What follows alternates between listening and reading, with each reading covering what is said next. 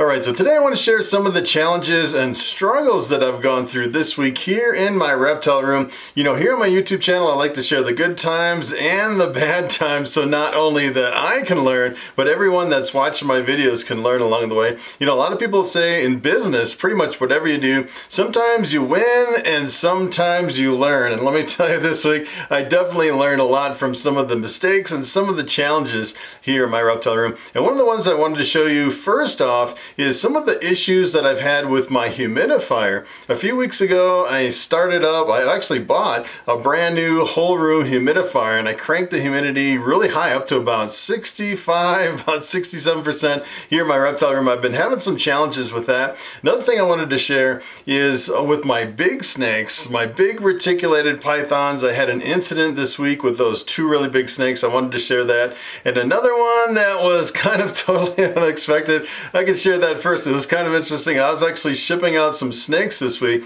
Matter of fact, they were like they're like sub-adults, almost adult-sized scaleless heads. And I decided to sell a couple of my females that were probably about 1,200, 1,300 grams or something like that. And I boxed them up. I drove them down to FedEx. I was ready to go. And those snakes, I could not believe it. Well, I actually put them on the front seat of my Porsche, up on the front seat. And the problem is, one of them decided to pee, and it peed on the seat of my car, and that pee actually sunk down in my seat. And now every time I get into my Porsche, it smells like snake pee, and I've been trying to get that smell out. Let me tell you, if you're transporting snakes in your vehicle, number one lesson, I would definitely if you're actually packing snakes, what I do is I put extra padding on the bottom of the container, maybe some paper towels, several different layers to absorb all that urine, and then transporting them to FedEx, I would definitely put them in some kind of a waterproof container or some kind of a tray or something so they don't pee all over your car. Let me tell you, it might be pretty difficult getting that snake smell out of my car. So what I want to do is I want to jump over and I want to show you some of the challenges I've been having with my whole room humidifier. Alright, so take a look at this. This is my brand new humidifier. This thing really cranks out some humidity. I've been struggling here in my reptile room because our climate out here in Colorado, the ambient humidity is like 15%, even lower than 15%, which is almost like a desert, way too dry for ball pythons. And essentially what I did is I bought this humidifier, it actually holds 10 gallons in the bottom of this humidifier. And at first when I hooked it up, I thought it was the best thing ever. You got to kind of be careful what you're actually doing with this. So what I did is I put a little bit of plastic on the front so it blows straight up so I wouldn't get a draft kind of around the side of the room. And then it has like a low, medium, and high. I've just been keeping it on low. And essentially what it does, it's like a big swamp cooler. It's like an evaporative cooler. So it brings all the water to the top and then kind of trickles it down these, like a paper filter down the side here. And it has a really big fan that'll bring it on and add humidity to the air. It's essentially what it is. It's a cooler, but if you don't have the fresh air coming in, it doesn't cool, it humidifies. And I can actually set that on full-time humidification, and the humidity goes up to it's about 65 to 67% in here, which is kind of crazy. And I actually set it up on this little controller here. And originally what happened is I actually cranked this up I have it set on 50 right now, but originally I had it set on 70, and it never got to 70% humidity. And it was going through an incredible amount of water. I was putting probably 8 gallons a day in this humidifier, which is kind of crazy. And I don't have water here, so I was actually bringing down the individual little jugs of water, like 4 in the morning and 4 in the evening. And the problem is, I mean, it was fantastic. All my snakes were shedding perfect. No problems here in my reptile room, but what was actually happening is the humidity was getting out into the rest of my house, and the humidity here in the winter, it was all condensing on the windows. It was just running down all the windows, and it built up this little puddle along the bottom of every single window in the whole house. And we have wooden frames on all the windows. And what actually happened after a few weeks is we started getting mold growing on all the windows in the entire house, which was an absolute nightmare. So we shut off the humidifier. We were like on mold patrol, trying to get all the mold off the windows and everything, which is kind of crazy. So what I actually did is I took the humidifier and dialed this down to 50% instead of at 70% it was running full time. 50%, essentially what it is, there's a 5-degree window on here, so it'll go from 45 degrees, it'll turn on and humidify until it gets to 50.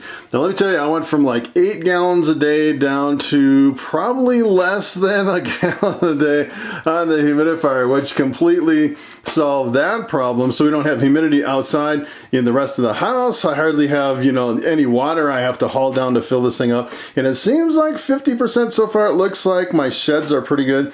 Another thing I did is I started putting a towel on the bottom of the door to try to keep all the humidity just in this room instead of letting it kind of go around the house. So that is like the biggest thing, was too much humidity in the whole house. This thing actually puts out so much humidity, it's unbelievable.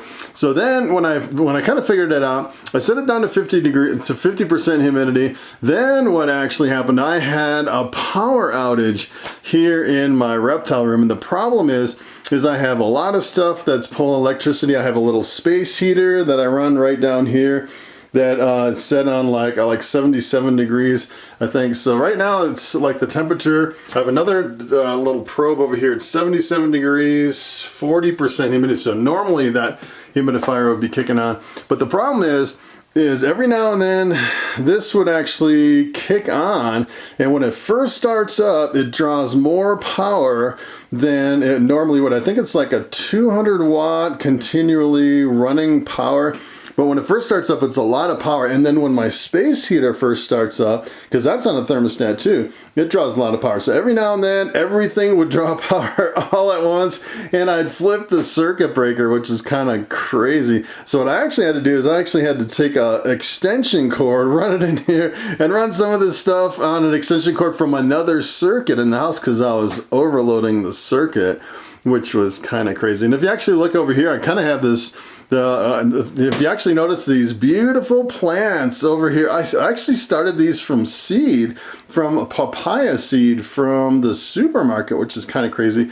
I have a couple of these upstairs and a couple down here. I wanted, essentially what I want is I want a hermaphrodite that has the male and the females. I think I even failed on my plants, because I think I have 4 females and I can't get papayas with all females. I need at least 1 male and 1 female, or the hermaphrodite. So I can't believe how well the tropical plants are doing down here with the heat and the humidity. It's just perfect for the plants. I got some grow lights up above for the papayas. And these, once I get the right, if I actually get 1 hermaphrodite papaya, I'll probably put it upstairs in my living room. It has like 15-foot ceilings and a sunny window. So I just really wanted one that's getting a little crowded upstairs with all those plants. So I brought a couple down here. So the other thing with this humidifier that I noticed, if you actually are thinking about buying one like this, I'll actually put a link in the description below. I actually did a video on this humidifier, and one of the things that I found was really weird. I came in here one day and the whole floor was just soaking wet with all this water. I thought, oh no, something happened to my humidifier. And I thought that the float went out on my humidifier. So it actually has an automatic float that controls the level. So it's like a 10-gallon level down there. And then I actually added this. This is the little water container from my rodent rack, from an ARS rodent rack. It comes with the hose and everything in here, and this drains down into that little nozzle, which just plugs right in. I couldn't believe it actually fit right in the nozzle. And then in there's actually a float that controls the level. I thought for sure the float was stuck. Come to find out, I think it's like a manufacturer defect or something on this. So right below this, you can actually see this tiny little hole right here. It was actually leaking water out of that hole, which was kind of crazy. I actually called Amazon and they were going to send me another one and kind of send me parts and deal with it and everything. And then I realized I think it's just this hole. And I just took a little silicone sealant and plugged the hole, and sure enough, it stopped leaking and everything was fine. So it's been kind of a crazy ride with that humidifier, you know, with the extra humidity and the power and the leaking and everything. But I think I finally have it dialed in with everything that's set at 50% humidity. So what I want to do is I want to show you some of my big snakes and some of the challenges that I've had with my really big reticulated pythons. All right, so take a look at this big girl. This is Lucy. She is my reticulated python female. She's a white albino. She probably weighs, I'd say, between 90 and 100 pounds. She's a really big snake, and I've been feeding her rats. She just came out of a shed, and she started eating the rats one after another after another. I'm actually like trying to use up all my retired breeder rats. And that's why I bought her, to use up my rats. And I'm pretty much almost to the point where I'm completely out of rats. She's been pounding them down. As a matter of fact, I'm thinking about buying some rabbits because she really needs something big, but she's doing a really good job eating up the rats. And she's been in a really crazed feeding mode. So here was the problem. I actually went into my other room where I have the male reticulated python. His name is Sunny. He's probably about 45 pounds, maybe half the size of Lucy here. And the problem is he actually went through a shed, went to the bathroom. I opened up the tub and he came flying out. He's like, he needed to get out of there. I was like, all right, so I actually want to pair these guys up one more time this year. So I decided, all right, I'm going to take Sunny, I'm going to put him in here with Lucy, pair them up one more time, one final time of the year. So hopefully they can breed. Hopefully this girl will actually lay eggs at some point. She's never laid eggs. And the problem is I came in here, opened up the sliding thing, and I actually put Sunny's head right inside, right in here. And this Lucy, she was still in a crazed feeding mode. And for whatever reason, Lucy decided that Sunny looked like a rat. And she actually grabbed a hold of his head. Sunny's whole head was inside of Lucy's mouth, completely in her mouth, which I could not believe. And they both coiled up and wrapped around each other in a big ball, and they were coming out on the side of the pool table. It was just getting kind of crazy. And I thought for sure from that incident that Sunny was going to lose an eye or something, because, you know, the reticulated pythons have a whole bunch of teeth, like probably hundreds of teeth on the top of their mouth. So luckily, Sunny came out with just a little damage on the top of his head. You can see he has like little prickles where he's got like little sores all over the top of his head. Didn't affect any of his eyes or anything, but let me tell you, you definitely need to look out when you're pairing up your males and your females that your female is not in a feeding mode. Probably what I should have done is I probably should have taken a snake hook and moved her around a little bit and snapped her out of the feeding mode, got her into a really tame handling mode before I came over here and put Sunny in the enclosure. Let me tell you, I'll definitely be watching for that next time, but you have to really be careful. So what I want to show you is Sunny and kind of some of the damage on top of his head. It looks kind of minor, but when it first happened, I was freaking out. I thought for sure that it was going to cause some serious damage on that snake. So let's go over and check out Sunny. All right, so Sunny lives over here in this ARS rack. He actually lives in this boa tub over here.